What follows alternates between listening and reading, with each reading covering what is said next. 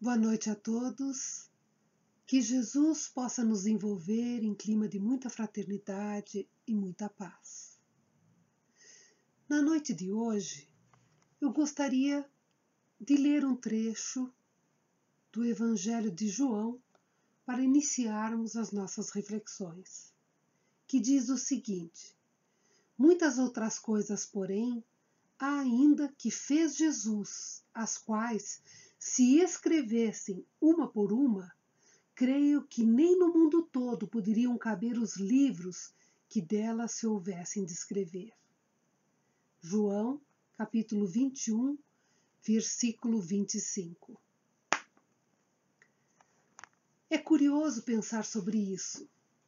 No livro Ressurreição e Vida, psicografado pela médium Ivone do Amaral Pereira, o espírito do escritor russo Leon Tolstói escreve uma página belíssima intitulada O Discípulo Anônimo. E ele justamente inicia o capítulo falando desses discípulos que não estão nomeados e conhecidos na história, mas que foram discípulos verdadeiros, que seguiram Jesus, que anotaram as suas palavras e que foram de suma importância para o descortinar do cristianismo na humanidade. E ele então nos conta a história desse discípulo que era um jovem, que não se sabia a nacionalidade dele. Não se sabia se ele era grego, se ele era judeu, se ele era samaritano, se ele era idumeu, porque ele era um homem extremamente reservado. Não falava praticamente com as pessoas à sua volta, talvez até por ser estrangeiro, porque naquela época os estrangeiros eles eram simplesmente ignorados. E talvez por ele saber que ao se comunicar com as pessoas identificariam seu sotaque, de que ele era estrangeiro, ele se abstinha de falar. Mas aonde estivesse Jesus, lá estava este discípulo. Trazia consigo sempre 2 alforjes. Num deles estavam 2 roletes de madeira de mais ou menos 35 a 40 centímetros, onde estavam enrolados papiros, e trazia 2 tubos onde tinham estiletes e sais coloridos. E do outro alforje trazia consigo um pífano, que é uma espécie de flauta, e um alaúde, que é um instrumento de cordas. Era um homem jovem e vestia-se de maneira simples, mas muito asseada. Trazia uma túnica azul escuro e por cima um manto muito amplo, novo, na cor marrom, que fez com que ele fosse conhecido como o homem do manto marrom. Tinha os cabelos muito fartos, negros, cortados mais ou menos na altura do pescoço, uma barba curta, muito bem feita, sempre bem tratada e limpa. Tinha a tez levemente morena e os olhos acinzentados. Era um homem com um olhar sempre sonhador, muito discreto. Não era desagradável nem grosseiro, muito pelo contrário, apenas muito introvertido na dele, aproximava-se sempre junto com a multidão de Jesus, mas sentava-se numa pedra ou na soleira de uma porta, de uma residência, ou às vezes até no chão, onde abria os seus papiros e anotava tudo o que Jesus falava. Mas ele fazia muito mais que isso. Além das suas anotações do que Jesus falava, ele anotava também os fatos que aconteciam. E houve uma tarde em que muitas pessoas haviam procurado Jesus. Eram cegos, surdos, aleijados, endemoniados. Foi a tarde, por exemplo, que a mulher hemorroíça encostou no manto de Jesus e que Jesus disse: alguém me tocou, saiu uma virtude de mim. Ele anotou tudo isso.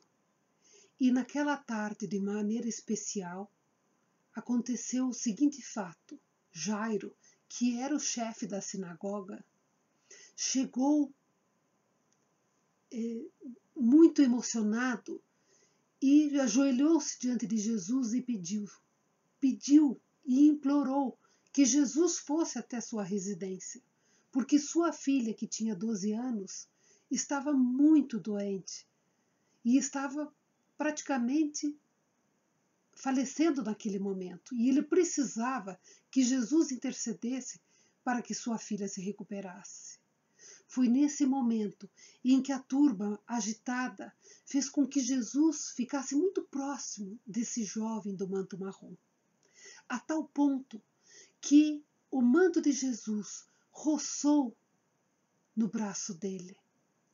E ele, emocionado então, pega aquele manto, leva aos lábios e deita sobre ele um ósculo de amor, de adoração. Ele era um homem apaixonado por Jesus Cristo, pela mensagem de Jesus Cristo. Nesse instante, então, Jesus volta-se, olha-o nos olhos e com a mão afaga sua cabeça e segue em seguida com alguns discípulos para a casa de Jairo. Ele então toma dos seus roletes, dos seus papiros, do seu alforje e segue Jesus então até a residência de Jairo. Quando chegam lá, sai a esposa de Jairo pela porta da casa, avisando a todos que a menina havia falecido. Mas Jesus adentra-se à casa e minutos depois, Jairo sai gritando para todos que entrem para ver que sua filha estava curada. O homem do manto marrom anota todas essas informações. E toda vez que chegava a noite e ele ia para a hospedaria ou então para o celeiro de casas privadas que às vezes alugavam por um preço módico para que ele pudesse passar a noite, ele com uma candeia acendia a candeia e lia tudo aquilo que ele havia anotado.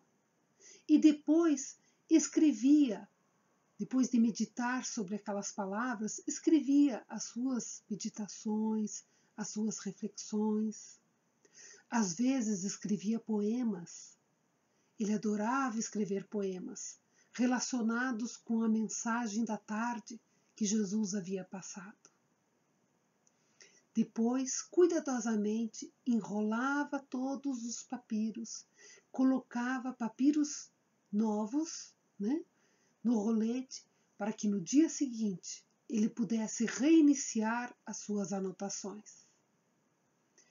E assim foram se passando os dias, até que certa feita, ele, acordando ao alvorecer, encaminhou-se até onde todo o povo aguardava Jesus. E ficou, então, sentado à soleira de uma das casas, pronto para fazer suas anotações. E as horas foram passando, e nada de aparecer Jesus nem seus apóstolos. Quando já estava na hora sexta, que é a hora do meio-dia, as pessoas estavam extremamente impacientes. Naquela tarde, estavam muitos endemoniados ali reunidos. As pessoas estavam famintas, acaloradas, irritadas. E ele, então, olhando aquela turba sofredora, sentiu seu coração extremamente enternecido. Sentiu uma piedade tão grande e uma força maior do que ele o fez levantar. E ele foi então em direção àquela turba.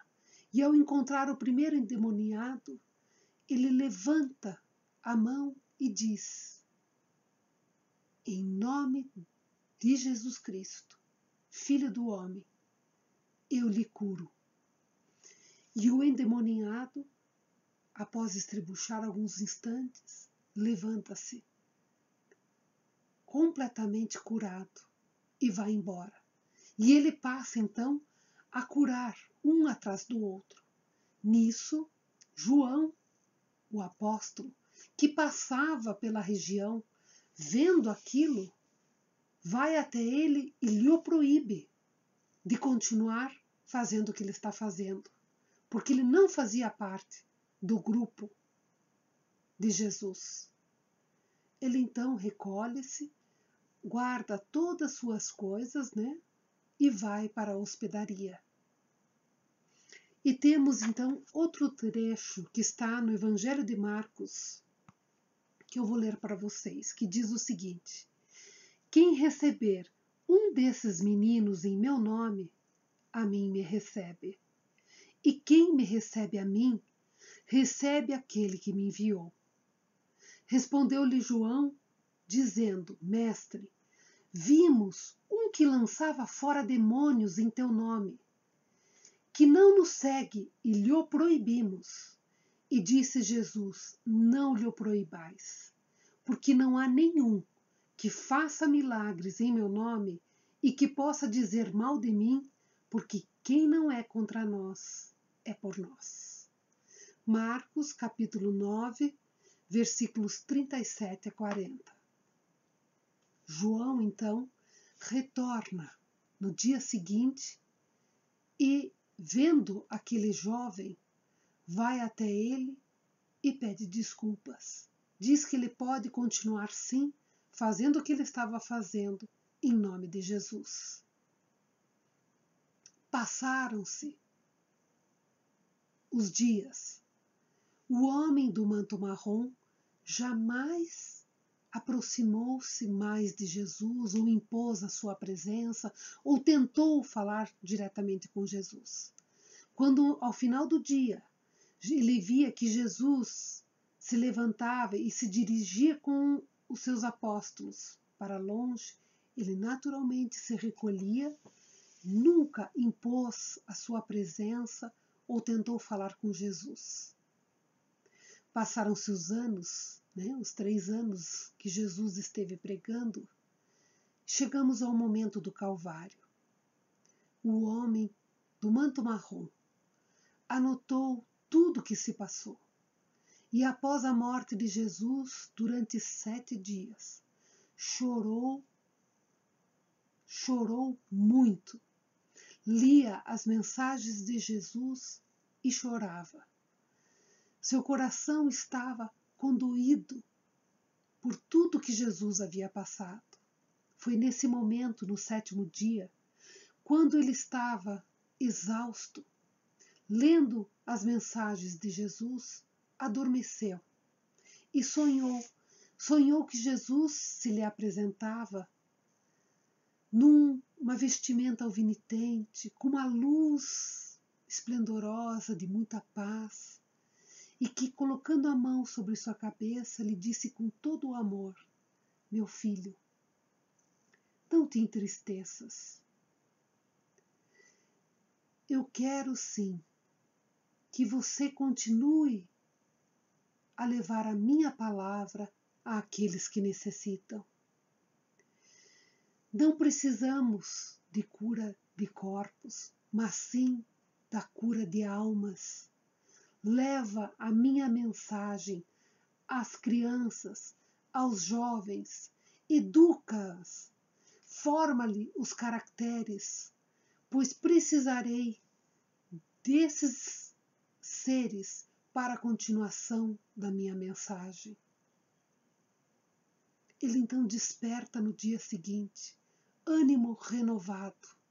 Ele, que era um homem de poucas palavras, foi até a praça, sentou-se num canto, tirou de dentro do seu alforje o pífano e o alaúde e começou a tocar e a cantar aqueles poemas que ele havia feito em cima da mensagem de Jesus. E é claro, onde há música, é normal que as pessoas se acheguem. E foram chegando crianças, chegando jovens, e ele então com a sua música foi encantando a todos eles, até o momento em que ele parava de tocar e dizia: agora eu vou contar-lhes uma história de um príncipe que desceu do reino dos céus para falar de amor aos sofredores. E falava então de Jesus. Foi nesse momento em que ele evangelizava aqueles corações. Mais do que curar corpos, estava curando almas. E tamanho foi o impacto que as suas palavras ao longo dos dias foram tendo nessas crianças e nesses jovens, que muitos pais foram lhe procurar para saber, para conhecê-lo, para ver quem era que trazia uma mensagem tão bonita para o coração dos seus filhos. E ele teve a oportunidade também de passar a esses pais essa mensagem de amor, de carinho. Leon Tolstói nos diz que o homem do manto marrom trabalhou durante toda a sua existência, levando a mensagem de Jesus a todos os corações que encontrava no seu caminho. Se detinha num determinado povoado, ficava o tempo necessário para passar a mensagem, para tirar as dúvidas. Naqueles corações que ele via que havia condições, ele deixava a mensagem escrita, porque ele copiou várias vezes aqueles seus apontamentos para deixar para que esses pudessem levar adiante a mensagem de Jesus. E Leon Tolstói nos diz que muitos daqueles que foram os mártires nas arenas, pais de família, com seus filhos, com seus cônjuges, foram fruto desse trabalho de evangelização do homem do manto marrom. Então nós vemos a importância que a evangelização tem na vida das nossas crianças, nas nossas vidas. O quão é importante que cada um de nós transfira para seus filhos essa mensagem maravilhosa que é a mensagem de Jesus Cristo. E para isso, somos todos os dias convidados a trabalhar esta mensagem, não só na nossa família, mas na nossa vida diária. Podemos ser esse discípulo anônimo. Talvez a nossa maior força não seja curar corpos, mas curar almas.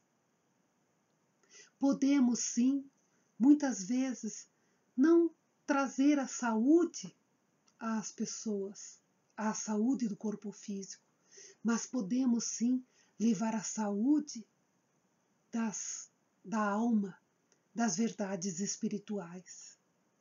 Nesses momentos tão difíceis pelos quais passamos, hoje, com a pandemia, com tanto sofrimento, o quanto que a mensagem de Jesus é atual, consoladora, podendo levar àqueles corações que sofrem um alento, um momento de coragem.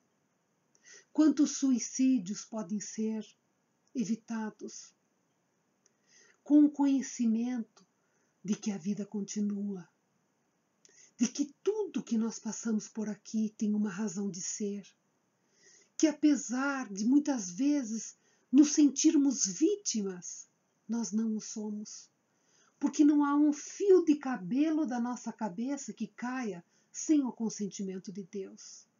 E nada pode nos tirar a tranquilidade se não tivermos essa matriz espiritual para passarmos por uma determinada conjuntura.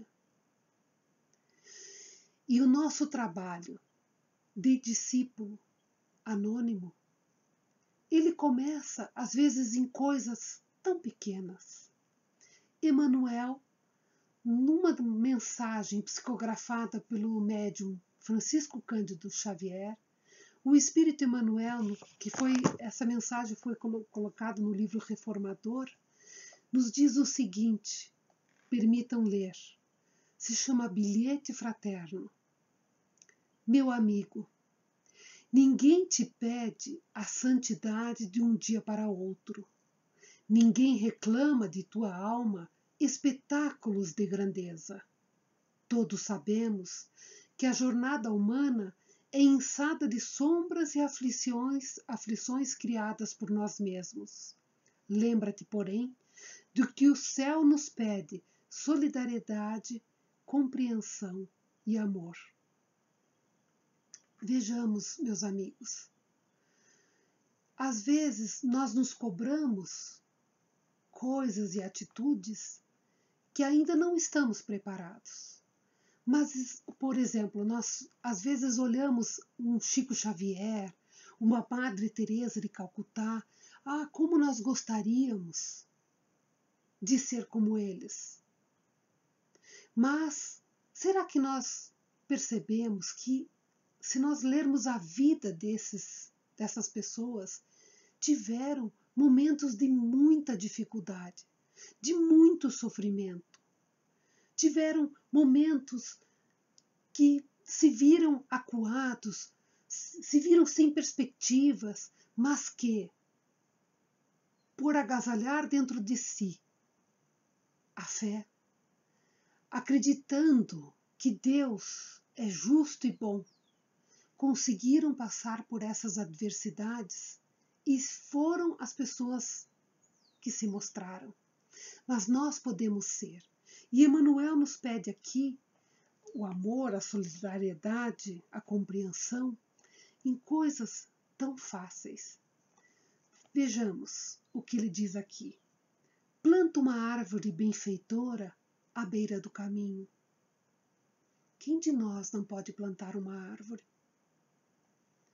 Escreve algumas frases amigas que consolem o irmão infortunado.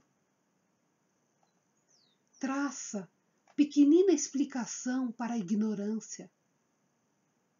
Oferece a roupa que se faz inútil agora ao teu corpo, ao companheiro necessitado que segue a retaguarda. Divide, sem alarde, as sobras de teu pão com o faminto. Sorri para os infelizes. Dá uma prece ao agonizante. Acende a luz de um bom pensamento para aquele que te precedeu na longa viagem da morte. Estenda o braço à criancinha enferma. Leva um remédio ou uma flor ao doente. Improvisa um pouco de entusiasmo para os que trabalham contigo. Emite uma palavra amorosa e consoladora onde a candeia do bem estiver apagada. Conduze uma xícara de leite ao recém-nascido que o mundo acolheu sem um berço enfeitado. Concede alguns minutos de palestra reconfortante ao colega abatido. O rio é um conjunto de gotas preciosas. A fraternidade é um sol composto de raios divinos, emitidos por nossa capacidade de amar e servir. Quantos raios libertaste hoje do astro vivo que é teu próprio ser imortal? Recordo o divino mestre que teceu lições inesquecíveis em torno do vintém de uma viúva pobre, de uma semente de mostarda, de uma dracma perdida. Faze o bem que puderes. Ninguém espera que apague sozinho o incêndio da maldade. Dá o teu copo de água fria. Amigos, ser um discípulo anônimo é ser aquele que aprende a cada dia. Por isso, um discípulo é aquele que aprende a cada dia a dar um pouco de si para o próximo. Dar o nosso copo de água fria, segundo Emmanuel, são coisas muito simples. Plantar uma árvore, dar a roupa que eu não uso mais, levar uma flor para alguém que está doente, um remédio, um copo de leite para um bebê recém-nascido faminto, dividir um pouco do muito que me sobra na minha casa. Poucos gestos. Mas o que vale ressaltar é que é preciso fazer alguma coisa. Nós não podemos nos acomodar na nossa vida, no nosso clã, no nosso convívio estreito, reclamando, achando sempre que as coisas estão ruins, que a vida está muito ruim, que as dificuldades são grandes. Todos nós passamos por dificuldades, mas as coisas boas, a alegria, sempre ao final de tudo. Deus nos ajuda a todo momento. E mais importante é que a gente não fique parado, que a gente consiga fazer essas pequenas coisas para que nós sejamos aquele que educa, que leva uma palavra amiga, que dá o exemplo do otimismo, da não reclamação, da compreensão, da indulgência. Fica então o exemplo do homem do manto marrom, que na história não se é conhecido, não se sabe o nome dele, não se sabe onde morou, de onde veio, para onde foi, mas sabe-se sim que conseguiu colocar para dentro da sua intimidade aquela mensagem magnífica que todos nós temos acesso. Precisamos sim trabalhar esta mensagem dentro do coração, para que as nossas atitudes possam levar Jesus de dentro da nossa alma para a alma do próximo.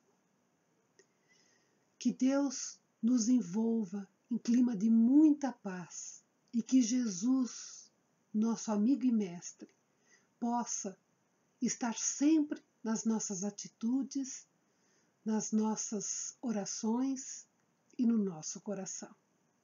Muito obrigada.